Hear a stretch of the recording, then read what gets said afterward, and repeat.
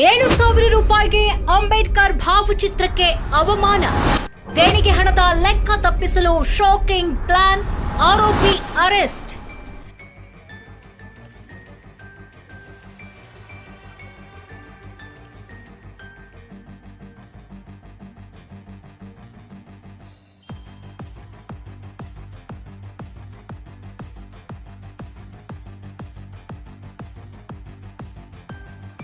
ಕೊಪ್ಪಳ ಜಿಲ್ಲೆಯ ಕೂಕನೂರು ತಾಲೂಕಿನ ವೀರಾಪುರ ಗ್ರಾಮದಲ್ಲಿ ಅಚ್ಚರಿಗೊಳಿಸುವ ಘಟನೆಯೊಂದು ಬೆಳಕಿಗೆ ಬಂದಿದೆ.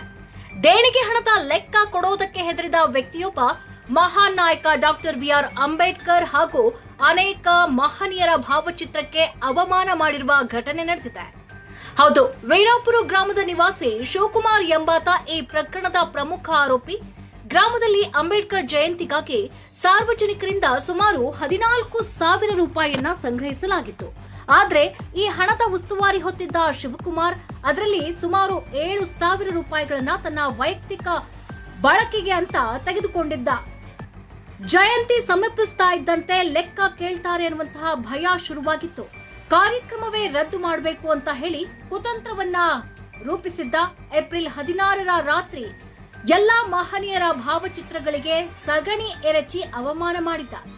ಈ ಒಂದು ದೃಶ್ಯವನ್ನ ಕಂಡಂತಹ ಗ್ರಾಮದಲ್ಲಿ ಉದ್ವಿಗ್ನ ವಾತಾವರಣ ಕೂಡ ಸೃಷ್ಟಿಯಾಗಿತ್ತು. ತಕ್ಷಣ ಘಟನೆ ಬೆಳಕಿಗೆ ಬಂದ ತಕ್ಷಣ ದಲಿತ ಸಂಘಟನೆಗಳು ತೀವ್ರ ಆಕ್ರೋಶವನ್ನ ವ್ಯಕ್ತಪಡಿಸಿ ಪ್ರತಿಭಟನೆ ನಡೆಸಿದ್ರು. ಪ್ರಕರಣವನ್ನ ಗಂಭೀರವಾಗಿ ಪರಿಗಣಿಸಿದಂತಹ ಕೂಕನೂರು ಪೊಲೀಸರು ತನಿಖೆ ನಡೆಸಿದಾಗ ನಿಜಾಂಶ ಬಹಿರಂಗವಾಗಿದೆ. ಭಕ್ತಿಯ ಮುಖವಾಡ ಹಾಕಿಕೊಂಡಿದ್ದವನೇ ಈ ಕೃತ್ಯ ಎಸಗಿದ್ದಾನೆ ಅನ್ನೋದು ಕೂಡ ಗೊತ್ತಾಗಿದೆ. ಪೊಲೀಸರು ತಕ್ಷಣ ಆರೋಪಿಯನ್ನ ಬಂಧಿಸಿದ್ದಾರೆ.